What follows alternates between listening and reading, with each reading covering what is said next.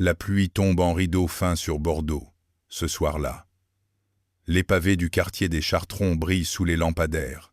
Les trams viennent et repartent en sifflant. Les terrasses se vident peu à peu. Au bout d'une rue calme, un immeuble moderne de verre et de bois domine les façades anciennes. Sur la façade, un logo lumineux, Novaterra. En dessous, un sous-titre, Architecture, développement durable. À l'intérieur, presque tous les étages sont déjà plongés dans la pénombre. Presque. Au 7e, un bureau est encore allumé. Alexandre Morel se frotte les yeux devant son écran. Les chiffres dans le tableau Excel se mélangent, les colonnes se brouillent. Il jette un coup d'œil à sa montre. 20 et 1:30 cep. Il aurait dû être rentré depuis longtemps. Sur son téléphone, 3 messages de sa fille. « Papa, tu rentres quand? Tu as vu mon dessin? T'as oublié qu'on devait regarder le film ce soir. » Un pincement au cœur. Il se lève, fait quelques pas jusqu'à la baie vitrée. De là-haut, il voit les lumières du pont Chabannes-Delmas, la Garonne sombre, les enseignes des restaurants qui clignotent. À 40 ans, PDG de Novaterra, Alexandre a tout ce que beaucoup envieraient. Un bureau avec vue, une équipe qui le respecte, des projets d'envergure, des interviews dans les magazines spécialisés. On parle de lui comme d'un visionnaire, celui qui transforme d'anciens entrepôts en logements écologiques, des friches en parcs, des bâtiments anonymes en lieux où il fait bon vivre. Mais il est aussi, depuis 5 ans, père célibataire. Sa femme, Élise, est morte d'un cancer fulgurant. Ils avaient tout tenté, espéré, négocié avec le destin. Le destin a dit non. Depuis, il jongle avec un équilibre bancal. Les réunions, les chantiers, les dossiers, et Chloé, sa fille de 13 ans, qui grandit trop vite, entre collège, premier doute, premier complexe. Il s'en veut souvent. De ne pas être assez présent, de rater les films promis, les devoirs d'histoire, les confidences tard le soir. Il se répète qu'il fait tout ça pour elle. Mais il sait que ça ne suffit pas toujours à combler les absences. Ce soir encore, il a laissé sa mère récupérer Chloé au collège. « Je passerai plus tard, ma chérie. On regardera le film après le dîner. » Le plus tard s'est encore transformé en trop tard. Il soupire, attrape sa veste, range son ordinateur dans sa housse. Demain, il a un rendez-vous important avec la mairie pour répondre à un appel d'offres sur un projet de rénovation d'un quartier entier. De quoi peut être faire entrer Novaterra dans une nouvelle dimension. Mais pour l'instant, il n'a qu'une envie. Rentrer. Il éteint la lumière de son bureau, sort dans le couloir silencieux. Au rez-de-chaussée, pendant ce temps-là, Inès pousse un chariot de ménage dans le hall. Les portes vitrées s'ouvrent automatiquement sur le froid humide de la rue quand quelqu'un sort, laissant entrer à chaque fois un courant d'air qui lui glace les mains. Elle resserre son pull sous sa veste de travail bleue. Sur le chariot, un seau, des produits, un balai, des chiffons. Dans sa poche, un téléphone avec les photos de son fils en fond d'écran. Inès Boulanger a 32 ans. Des cheveux noirs attachés en chignon, des yeux noisettes vifs, des traits encore jeunes mais marqués par la fatigue. Elle travaille pour une entreprise de nettoyage qui a le contrat de Novaterra depuis 6 mois. Avant, elle faisait des ménages chez des particuliers, des remplacements en maison de retraite, des heures de repassage. Elle est mère célibataire d'un petit garçon de 5 ans, Yanis. Le soir, avant de partir travailler, elle lui dit toujours la même chose. « Maman va au travail, mon cœur. Tu dors chez mamie ce soir, et demain matin, c'est moi qui te dépose à l'école, d'accord ?» Il s'agrippe à son cou. « Tu promets ?» Elle a appris, elle aussi, à ne plus dire « on verra ». Je promets, elle sait ce que c'est. Les promesses qui ne sont pas tenues. Le père de Yanis, Sébastien, en a fait beaucoup. Je vais arrêter de boire. Je vais chercher du travail. Je ne crierai plus. Je ne frapperai plus. La dernière promesse, il ne l'a pas tenue non plus. Un soir, un coup de trop, une peur de trop, un regard de Yanis trop grand pour son âge. Alors elle est partie, avec un sac, 2 valises, le carnet de santé de son fils et la certitude qu'elle préférerait tout perdre, plutôt que de le voir grandir dans la peur. Depuis, elle reconstruit lentement une vie.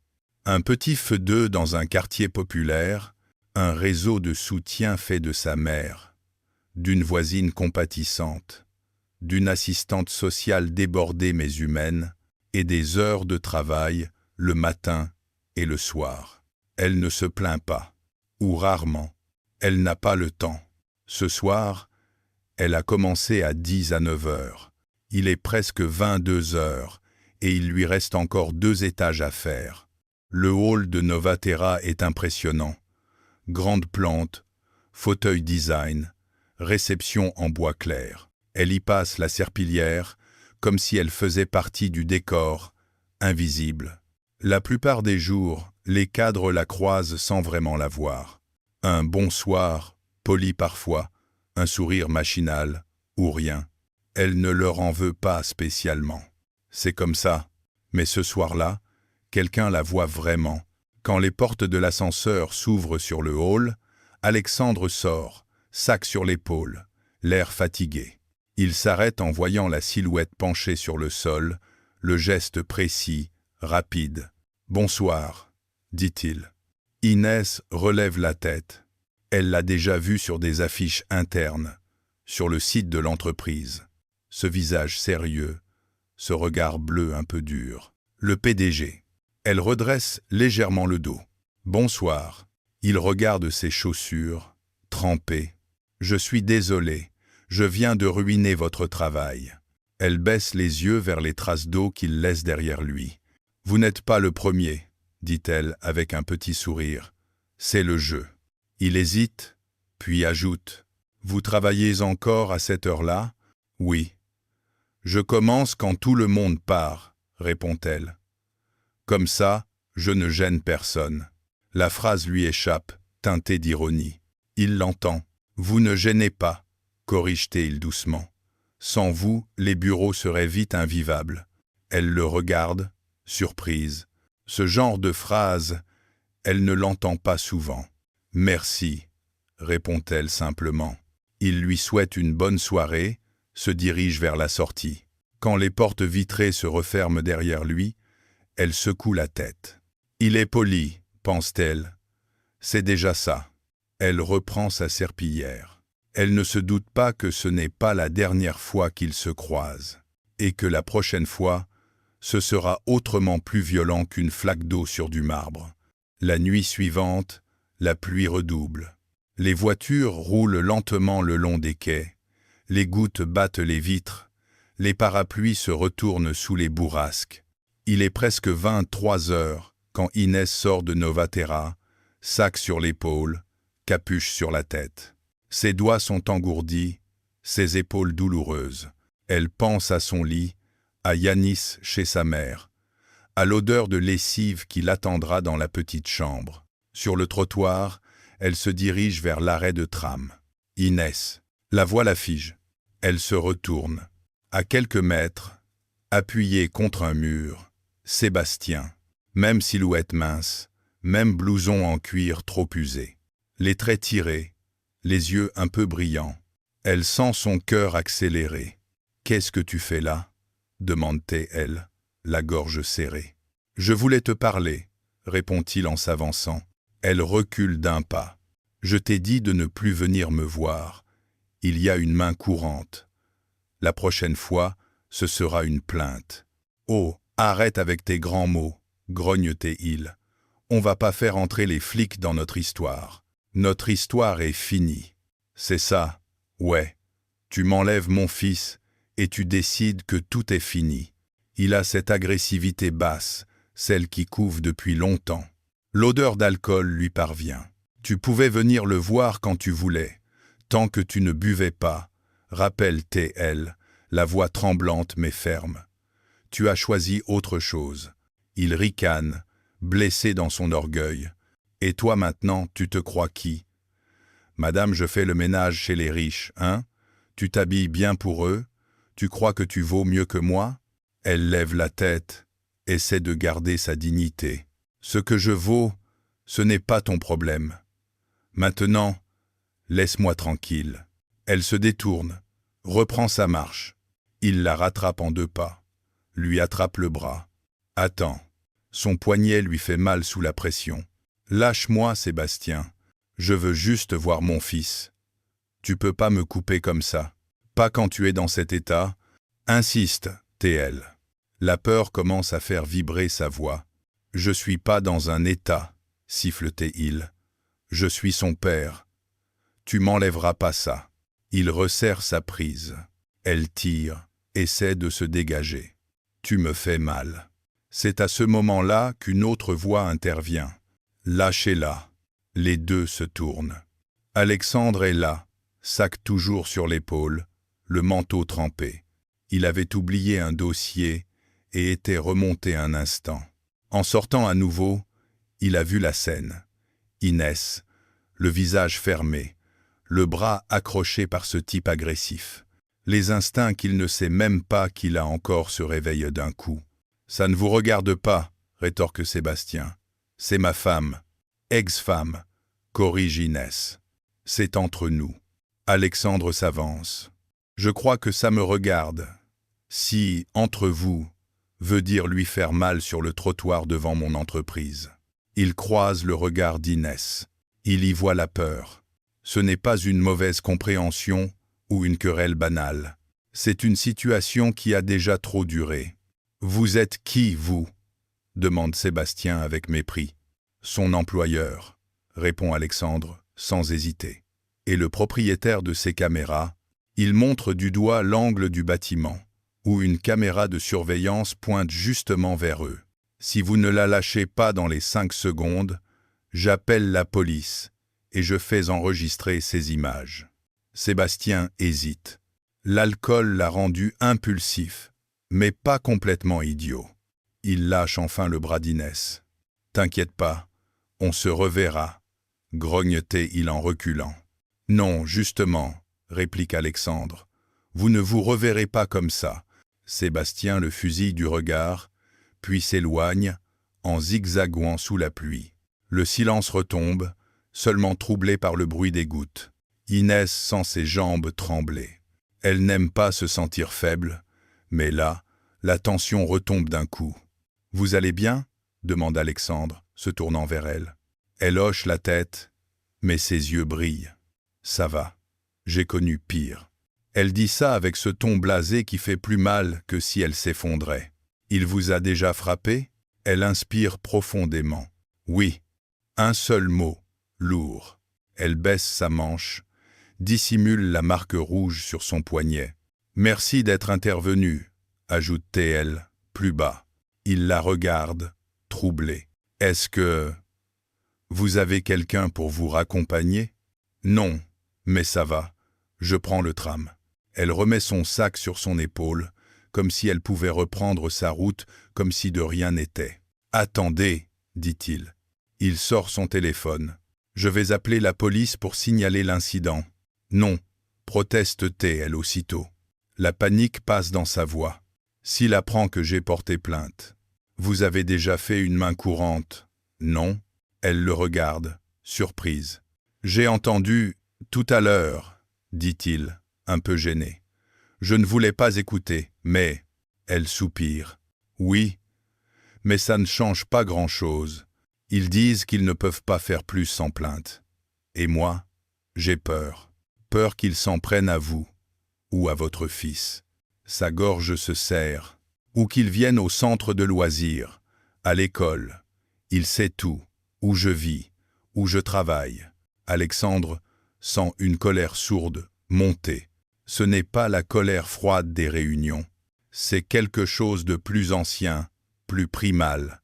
Il repense à Chloé, à ce qu'il ressentirait si quelqu'un lui faisait peur. Il y a des associations, des dispositifs pour les femmes victimes de violences, dit-il. Vous n'êtes pas obligé de gérer ça toute seule. Elle esquisse un sourire sans joie. Les assistantes sociales me donnent des brochures. Elles font ce qu'elles peuvent. Mais à la fin, je rentre chez moi, et s'il m'attend devant la porte, les brochures ne sont pas très utiles. Il se tait, touché par cette lucidité. « Écoutez, dit-il prudemment, je ne vais pas me mêler de votre vie, mais si ça se reproduit ici, appelez la sécurité. Ou mon secrétariat. On peut garder des traces, témoigner. Vous témoigneriez? Bien sûr. Vous travaillez ici. Il n'a pas à venir vous terroriser devant nos portes. » Elle le regarde, déstabilisée. Les hommes qui l'entourent, ces dernières années, n'ont pas été des figures de protection, plutôt des sources de danger ou des absences. Ce grand type en manteau sombre, un peu raide, qui prend sa défense devant son ex, c'est nouveau, inconfortable, rassurant aussi, d'une certaine manière. « Merci », répétait-elle. « Mais je ne veux pas de problème pour vous. » Il a un petit rire sans joie. « Je crois que j'ai un peu plus de marge que vous pour avoir des problèmes. » Il se sourit faiblement. « Vous voulez que je vous raccompagne jusqu'au tram ?» propose-t-il. « Non, ça va. Vraiment. Vous avez sûrement quelqu'un qui vous attend. » Il pense à Chloé, à sa mère, à la télé probablement encore allumée. Oui, on l'attend. Mais il reste là, une seconde. D'accord. Mais, prenez soin de vous. Elle hoche la tête, tourne les talons. Sur le chemin du retour, elle sent encore la pression de la main de Sébastien sur son poignet. Mais, étrangement, elle sent aussi l'écho de la voix d'Alexandre. Vous n'êtes pas obligée de gérer ça toute seule. Elle a du mal à croire que ce soit vrai. Pourtant c'est bien là que tout commence. Ce soir-là, sous la pluie de Bordeaux, sans vraiment le vouloir, Alexandre devient quelque chose qu'il n'avait jamais pensé être pour une inconnue. Un protecteur. Les jours suivants, ils se croisent plus souvent. Parfois, ce n'est qu'un signe de tête dans le hall. Parfois, un « bonjour », un mot de plus. Alexandre remarque qu'elle arrive souvent avec les yeux cernés, le dos un peu voûté, mais toujours ce sourire poli. Inès remarque qu'il sort souvent tard, le visage fatigué, une expression préoccupée qu'il efface dès qu'il croise quelqu'un. Une semaine après l'altercation, alors qu'il rentre plus tôt pour une fois, Alexandre tombe sur Inès dans le hall à 18h30. « Vous commencez plus tôt aujourd'hui ?» demande-t-il. « Non, répond-elle. J'ai eu rendez-vous avec l'assistante sociale de la mairie. » Elle tient un dossier sous le bras. Il hésite, puis demande. « Et ça a donné quoi ?» Elle hausse les épaules. Des formulaires, des listes d'attente, des conseils. Elle est gentille. Mais il n'y a pas de place en logement social avant des années. Et pour un foyer spécialisé, il faudrait que je quitte mon travail, que je change Yanis d'école. Elle secoue la tête. C'est compliqué. Le prénom de son fils résonne. Yanis, c'est ça? Elle le regarde, étonnée qu'il s'en souvienne. Oui. Il a quel âge? 5 ans. Il est... Son visage s'adoucit.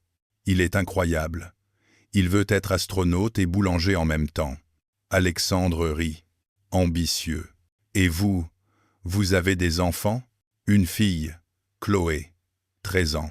L'âge où l'on commence à aimer les trucs vraiment bizarres en musique, non?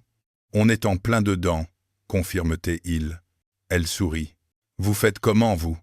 demande-t-elle soudain. Pour tout gérer. Le boulot, la maison, votre fille? Il réfléchit. Je gère... mal, parfois, admet-il. Elle le regarde, surprise par l'honnêteté. J'ai ma mère qui m'aide beaucoup, et une baby-sitter de temps en temps. Mais il pousse un soupir. Il y a des soirs où je me dis que je suis passé à côté de sa journée entière, que je n'étais qu'une voix au téléphone. Je connais, murmure Inès.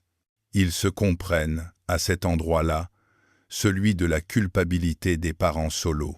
Ce n'est pas la même vie, pas les mêmes revenus, pas les mêmes quartiers. Mais le nœud dans le ventre, Quand on ferme la porte pour aller travailler alors que son enfant nous regarde, ça, c'est universel. Un samedi après-midi, leurs mondes se croisent d'une façon plus inattendue. Alexandre a promis à Chloé une sortie au jardin public. Ils marchent sur les allées gravillonnées, un chocolat chaud à la main. « Regarde, » dit Chloé. « C'est Yanis. »« Qui ?»« Le petit de la fille dont je t'ai parlé. » Depuis que Chloé sait que son père a aidé une dame du ménage un soir, elle pose des questions. Alexandre reste discret, par respect pour Inès, mais il n'a pas pu s'empêcher de parler de Yanis.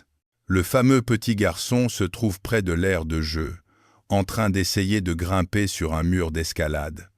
Inès est assise sur un banc, sac à dos à ses pieds, les yeux rivés sur lui. « On va dire bonjour ?» propose Chloé. Alexandre hésite une seconde. Cet espace-là, le parc avec son enfant, c'est le sien. Il ne veut pas s'imposer dans la vie d'Inès. Mais Chloé est déjà partie. Yanis. Le petit se retourne, ses bouclettes noires volant autour de son visage. Chloé. Il descend maladroitement, court vers elle. Maman, c'est Chloé de la garderie. Inès relève la tête. Elle voit Chloé, puis Alexandre derrière. Une fraction de seconde, elle se sent nue. Son jean usé, ses baskets tachées, ses cheveux remontés à la va-vite.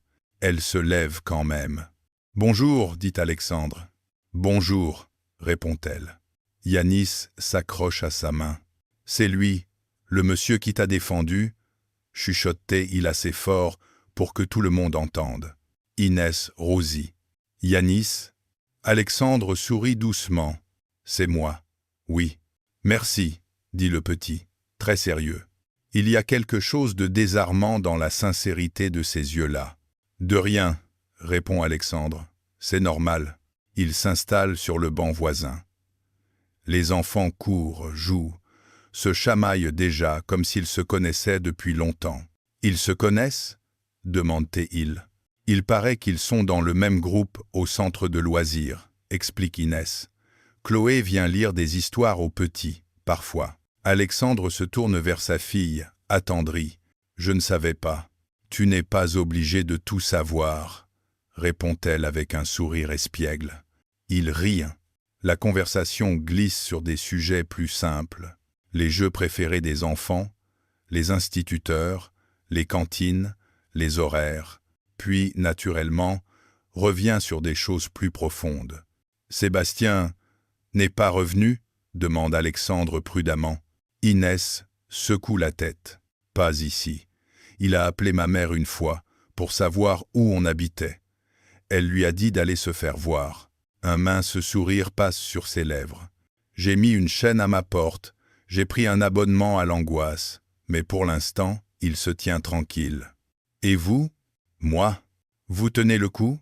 Elle réfléchit, cherche une réponse honnête. « Ça dépend des jours. Il y en a où je me dis que je vais y arriver.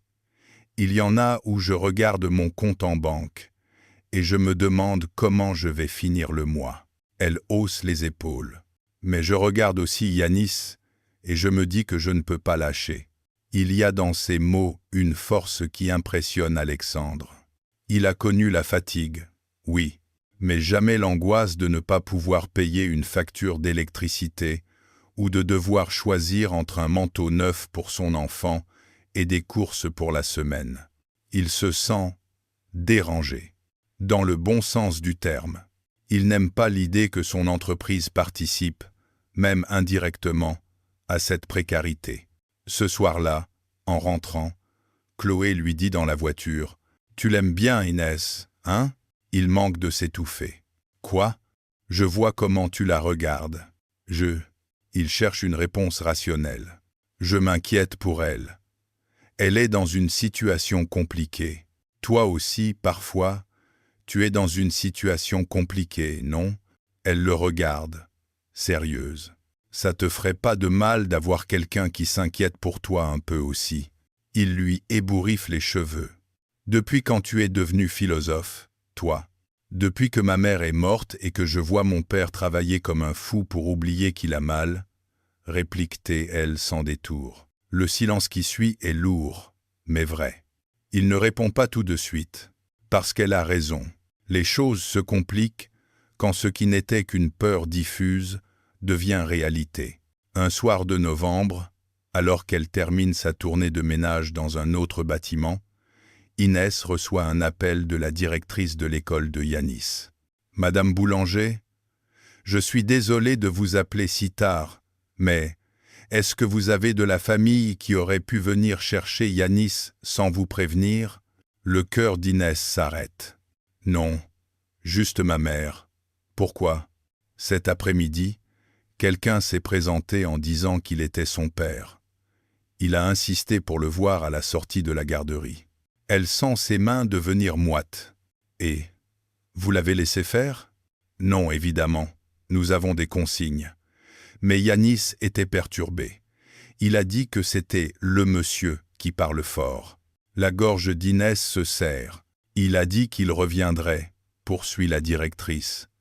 J'ai prévenu nos services, mais je tenais à vous avertir.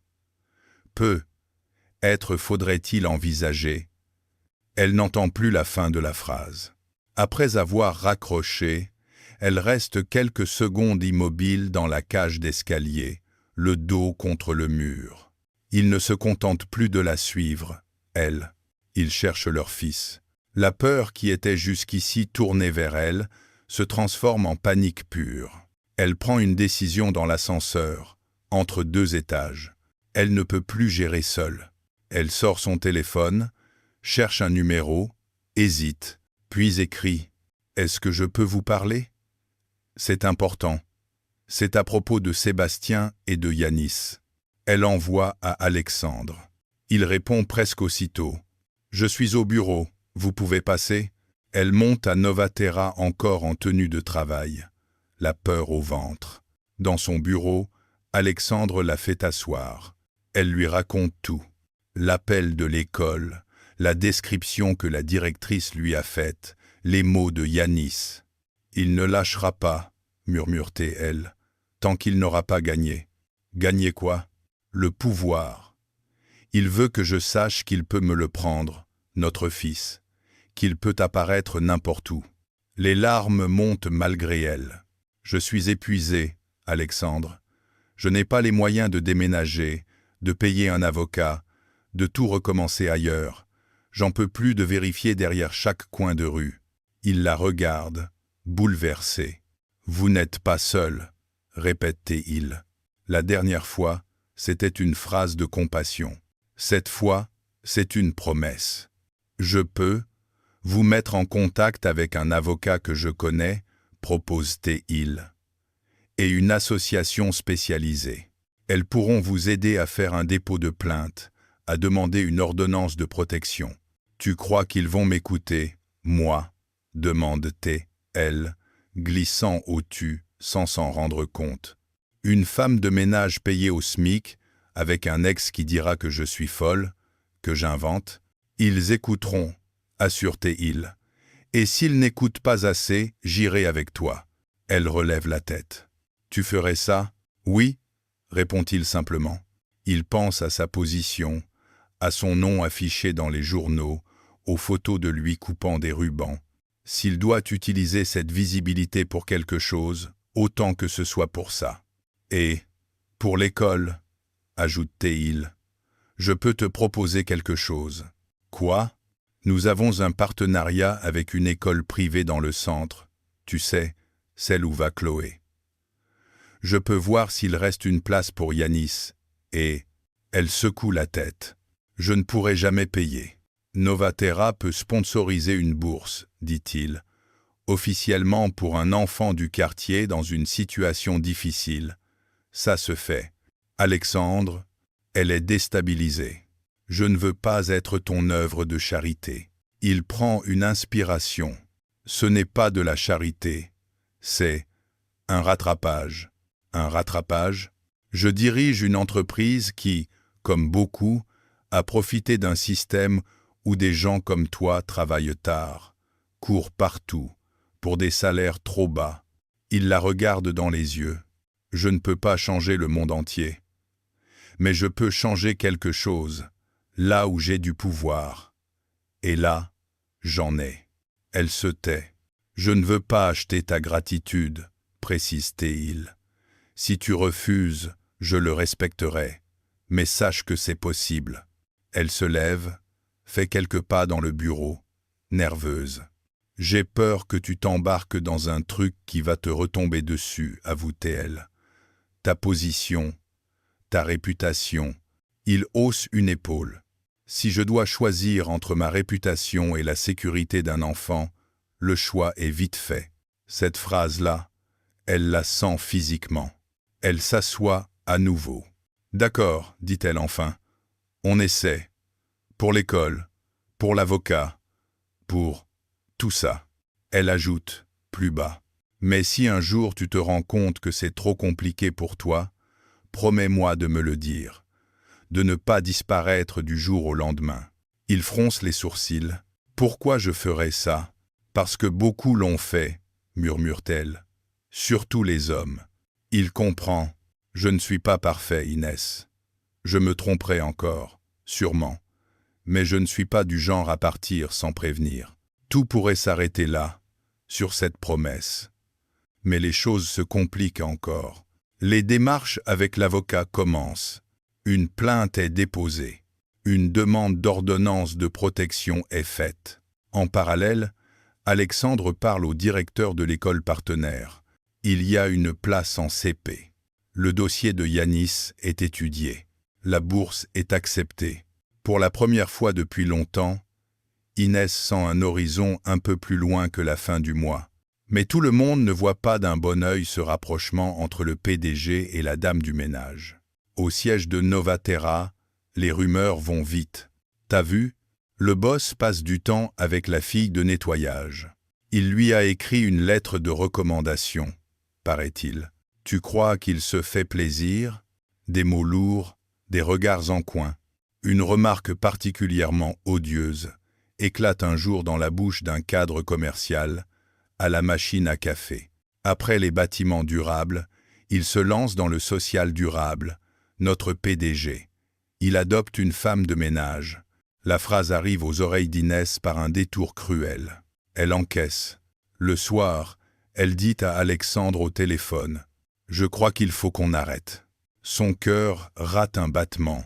Arrêter quoi? Tout ça. Les aides, l'école, l'avocat. Inès, non. Je ne veux pas que les gens pensent que je suis là parce que je couche avec le patron. Lâche-t-elle, la voix brisée. Je me suis assez battu pour ma dignité. Il ferme les yeux. Je suis désolé. Je n'avais pas anticipé. Tu n'avais pas anticipé comment ton monde à toi fonctionne, corrige-t-elle. Moi, je n'ai pas le luxe d'oublier. Elle inspire, cherche ses mots. Tu as été incroyable. Vraiment. Je ne te remercierai jamais assez. Mais là, ça devient trop dangereux. Pour moi, pour toi, pour Yanis. Dangereux comment? Tu crois que ton conseil d'administration va apprécier si ça remonte jusqu'à eux? Que tu t'impliques dans une affaire de violence conjugale? Que tu aides financièrement une employée précaire? Je m'en fiche de ce qu'ils apprécient ou pas. Tu peux te le permettre, répond-elle. Pas moi. Il sent une frustration monter. Alors quoi? On laisse tomber? On laisse Sébastien continuer à faire peur à tout le monde? L'avocat continuera, dit-elle. L'école aussi, maintenant que c'est fait. Mais toi, sa voix se brise. Toi, tu dois reprendre ta place, là-haut, avec les tiens. Elle ajoute, dans un murmure qui le transperce, « Et moi, je dois apprendre à me débrouiller sans toi. » Elle raccroche avant qu'il ait pu trouver quoi répondre. Ce soir-là, Alexandre se retrouve seul dans son salon, Chloé dans sa chambre, la télé éteinte. Il se sent inutile. Il a voulu protéger. Il a oublié à quel point les protections, dans certains mondes, arrivent toujours avec un prix à payer. Il se demande s'il n'a pas fait plus de mal que de bien. Le silence dure quelques jours. Ils se croisent au loin, évitent de se regarder. Les enfants continuent de se voir à l'école, au centre, au parc. Chloé demande à son père, « Tu as fait quelque chose de mal, avec Inès? Pourquoi tu dis ça? Parce qu'elle a l'air triste quand elle te voit. Et toi, tu fais ta tête, je suis en train d'essayer de réparer un truc que j'ai cassé. » Il sourit malgré lui. « Peut-être que j'ai voulu aider trop fort, » répond-il. « Il n'y a pas trop aidé. Il y a aidé en écoutant, ou aidé en décidant à la place, » corrige Chloé. Il la regarde, abasourdi. « Tu lis quoi en ce moment? » « Des trucs. » Elle hausse les épaules. « Tu vas lui parler? » « Je ne sais pas si elle veut encore m'écouter. »« Tu lui as demandé ?» Il se tait. Elle a ce talent agaçant de poser les questions les plus simples au moment le plus juste. C'est finalement le hasard, ou quelque chose qui y ressemble, qui les remet face à face. Un mercredi matin, toutes les écoles du centre font une grève partielle. Les parents se débrouillent comme ils peuvent. Alexandre a posé sa matinée. Il accompagne Chloé à la médiathèque. Yanis est là aussi, avec personne. Il regarde à droite, à gauche, pas de trace d'Inès. Il s'approche de Yanis. « Salut, champion. Tu es venu tout seul? »« Mamie m'a déposé, » répond le petit. « Maman travaille. »« Et votre mamie, elle est repartie ?» Il hausse les épaules. « Elle a dit que maman viendrait quand elle pourrait. » Alexandre sent un léger malaise. Ce n'est pas vraiment normal qu'un enfant de 5 ans soit laissé comme ça, même dans un lieu public. Il sort son téléphone, appelle Inès. Elle décroche, essoufflée. « Allô? C'est Alexandre. Je suis à la médiathèque avec Chloé. Yanis est là. »« Oui, » fait-elle, stressée. « Ma mère l'a déposé. Je devais finir un chantier en urgence. J'arrive dès que je peux. » « Il va bien, » la rassure Théil. « Je vais rester avec eux. » Un soupir de soulagement lui répond. « Merci. » Elle arrive une demi-heure plus tard, cheveux collés par la pluie, veste mal fermée, l'air épuisé. Elle s'excuse auprès de la responsable de la médiathèque, promet de faire mieux, remercie sa mère mentalement, puis se tourne vers Alexandre. « Merci d'être resté. » « De rien. » Un silence. Les enfants feuillettent des albums sur une table à côté. « Je ne voulais pas te mettre dans cette position, » ajoute-t-elle. « Tu as déjà assez. Arrête. » La coupe-t il doucement. Elle le regarde, surprise. « On peut aller prendre un café ?» propose-t-il. « Juste pour parler. Pas de projet, pas de solution.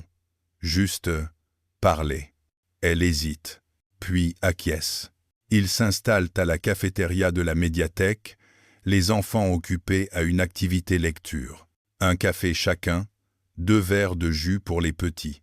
« Je suis désolée pour l'autre jour, » dit Inès la première. « J'ai été dure. »« Tu avais toutes les raisons de l'être, » répond-il. « J'ai paniqué, » avoue-t-elle. « Je me suis revue avec Sébastien, qui décidait tout sans me demander. Ça m'a fait peur de voir que tu pouvais, toi aussi, faire bouger des choses tellement grandes pour moi. » Elle joue avec le bord de sa tasse. Je me suis dit, s'il s'en va, je retombe de plus haut. Alors j'ai préféré couper avant. Il est touché par sa franchise. « Tu sais que je peux comprendre ça, » murmure-t-il. « Vraiment? Quand Élise est morte, dit-il, je me suis juré de ne plus dépendre de personne émotionnellement.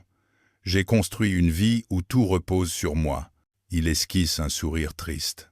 Résultat, je suis épuisé, et ma fille de 13 ans me donne des leçons de vulnérabilité. Elle rit, malgré tout. « Chloé est incroyable, » dit-elle. « Elle tient beaucoup de sa mère, » répond-il. Un silence plus doux s'installe. « Je ne veux pas que tu arrêtes d'aider, » reprend Inès. « Je veux juste qu'on trouve une façon de le faire où je ne me sens pas petite. » « Tu n'es pas petite, Inès. »« Si. Dans ton monde à toi, un peu, insiste-t-elle. Je ne viens pas des mêmes quartiers. Je ne connais pas les mêmes codes. Quand tu parles à ton avocat, au directeur, au banquier, tu es chez toi. Moi, je suis en visite. Elle le regarde. J'ai besoin que tu acceptes de venir un peu dans mon monde, aussi. Que tu écoutes ce que ça fait, vraiment, d'être à ma place. Pas juste d'en imaginer la version PowerPoint. Il inspire profondément. D'accord, dit-il. Apprends-moi. Elle sourit, un peu émue. C'est un bon début. Elle prend une gorgée de café. Et toi, tu as besoin de quoi? Demande-t-elle. La question le prend au dépourvu. De quoi? Oui. Tu ne peux pas être juste celui qui donne, qui protège, qui décide. Sinon, un jour, tu vas exploser. Alors, tu as besoin de quoi? Il réfléchit. On ne lui pose pas souvent cette question-là, de respirer, lâcheté-il, de ne pas être PDG tout le temps, de pouvoir dire que j'ai peur, que je ne sais pas, sans que ça ne fasse tomber un chantier. Il ajoute, plus bas, et peut être, d'avoir quelqu'un qui voit l'homme derrière le costume. Elle le regarde, longuement. Je le vois, dit-elle simplement. Cette phrase, là, dans ce coin de cafétéria, fait plus pour lui que n'importe quel article flatteur dans un magazine économique. Les mois qui suivent ne sont pas magiques. La procédure contre Sébastien est longue, pleine de rebondissements. L'ordonnance de protection finit par être accordée, mais il y a des nuits où Inès sursaute encore au moindre bruit dans l'escalier. Yanis change d'école. Les premiers jours, il pleure. Il veut retourner avec les copains d'avant. Puis, il s'habitue, trouve sa place, ramène des histoires sur sa nouvelle maîtresse, sur la grande Chloé, qu'il croise parfois dans la cour. Au travail, Inès continue de faire le ménage à Novaterra, mais elle est mieux payée grâce à une renégociation de contrat où, étrangement, le PDG s'est impliqué personnellement pour exiger des conditions plus décentes pour le personnel de nettoyage. Certains y voient une lubie sociale. D'autres commencent à se dire que, peut-être, c'est la direction que le monde prend. Entre Alexandre et Inès, le lien se tisse lentement. Ils parlent, beaucoup, au téléphone, au café, sur des bancs publics, pendant que les enfants jouent. Ils se racontent leur passé, leurs blessures, leurs culpabilités respectives. Un soir, Inès dit « J'ai peur que Yanis s'attache trop à toi. »« Je comprends, » répond Alexandre. « J'ai peur qu'un jour, il t'appelle papa sans que tu t'y attendes, et que ça te fasse trop. Et toi, tu en penses quoi ?» Elle soupire. « Moi, si je m'écoute, j'ai déjà envie de t'appeler en panique pour des trucs idiots, comme une fuite dans l'évier ou un rendez-vous chez le dentiste. » Elle sourit, gênée. « Je ne veux pas. Je veux rester capable de me débrouiller. » « Et si c'était possible de faire les deux ?» propose T. « Les deux ?» Être capable de te débrouiller. Et accepter, parfois, d'être épaulé. Il lui prend doucement la main. « Je ne veux pas être ton sauveur, Inès. Ça finit toujours mal, cette histoire-là. Je veux être ton partenaire. » Le mot flotte entre eux. « Ça me fait peur, » avoue-t-elle. « À moi aussi, » dit-il. Il rit, presque soulagé de partager cette peur. Un jour de printemps, alors qu'il retrouve les enfants au parc, Yanis s'accroche spontanément à la jambe d'Alexandre. « Tu viens à ma fête d'anniversaire ?» demande-t-il. Inès ouvre la bouche pour répondre, mais Alexandre la devance. « Si ta maman est d'accord, bien sûr que je viens. » Yanis se tourne vers Inès. « Tu es d'accord, maman ?» Elle regarde Alexandre. Il ne la presse pas, ne la force pas. « Oui, » dit-elle enfin, « je suis d'accord. » La fête d'anniversaire a lieu dans le petit appartement d'Inès. Des ballons, une nappe en papier, un gâteau au chocolat un peu bancal, quelques enfants, des rires, du bruit. Alexandre aide à servir le jus, à couper le gâteau, à ramasser les emballages de cadeaux. Il fait un peu trop grand dans cette pièce, avec ses épaules de costume, dans un t-shirt simple, mais il n'a jamais été aussi à sa place. À un moment, alors qu'il aide Yanis à monter un jouet compliqué, le petit le regarde sérieusement. « Tu sais, tu peux rester même quand la fête est finie. » Alexandre sourit. « C'est comme ça qu'on t'a appris à garder les invités ? » ?»« Non, mais toi, c'est pas pareil, » répond Yanis. Il baisse la voix. « Tu fais pas peur à maman. » La phrase le frappe en plein cœur. « Personne ne devrait lui faire peur, » murmure-t-il. Il sent le regard d'Inès sur lui, depuis la cuisine. Le soir, quand tout le monde est parti, que Yanis dort, entouré de ses nouveaux jouets, il se retrouve seul sur le canapé. Le silence n'est pas gêné. Il est dense, rempli de tout ce qu'ils viennent de vivre. « Tu réalises qu'il vient de t'assigner un CDI, là ?» dit Inès doucement. « Un CDI ? Oui, dans nos vies. » Il rit. « Ça me va. » Il se tourne vers elle. « Et toi, tu signes ?» Elle le regarde longtemps. « Je signe. »« À ma manière, » dit-elle. « C'est-à-dire, pas de promesse de toujours, pas de jamais, pas de serment sous la pluie. » Elle pose sa main sur sa joue. « Juste celle-ci. Tant qu'on sera capable de se dire la vérité, même quand ça pique, je resterai. » Il ferme les yeux. Laisse sa main là. « Alors je te promets de t'écouter quand tu me dis stop. Et de te dire stop quand moi aussi, j'en ai besoin. » Il se rapproche. Un premier baiser, timide, un peu maladroit, mais profond. Ce n'est pas un feu d'artifice, c'est une flamme. Une flamme qui a pris sur des braises de peur, de fatigue, de solitude. Une flamme qui, si on en prend soin, peut durer longtemps. Les années suivantes ne seront pas parfaites. Sébastien réapparaîtra une fois, puis disparaîtra pour de bon après une condamnation pour violence et un suivi imposé. Yanis grandira, apprendra à nommer sa peur, puis à la mettre à distance. Chloé continuera d'observer son père, avec son regard lucide, de grandir entre deux mondes. Celui de son père architecte et celui d'Inès, qui lui a appris que les histoires se lisent aussi dans les escaliers d'immeubles sociaux. Alexandre transformera peu à peu Novatera de l'intérieur. Moins de contrats toxiques, plus de clauses sociales, plus de visages connus derrière les colonnes de chiffres. Inès, elle, continuera de se lever tôt, de courir, mais avec un peu moins de peur dans le ventre. Elle prendra des cours du soir, peut-être, pour devenir chef d'équipe ou autre chose encore. Et certains soirs, on les verra tous les quatre à une terrasse des Chartrons, un jour de soleil bordelais, en train de rire autour d'un diabolo menthe renversé, d'une frite chipée dans l'assiette de l'autre. Les passants ne devineront pas toutes les batailles silencieuses qu'ils ont livrées pour en arriver là.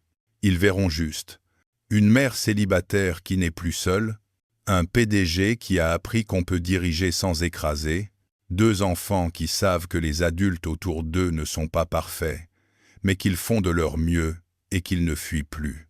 Et, quelque part dans le regard qu'Inès pose sur Alexandre, dans la façon dont il se place toujours un peu devant elle quand il croise une ombre du passé, il restera cette évidence. Il a été, un jour de pluie, le protecteur inattendu d'une mère célibataire. Et elle est devenue, au fil du temps, la femme qui lui a appris que protéger, ce n'est pas enfermer ni décider à la place. C'est se tenir à côté et rester.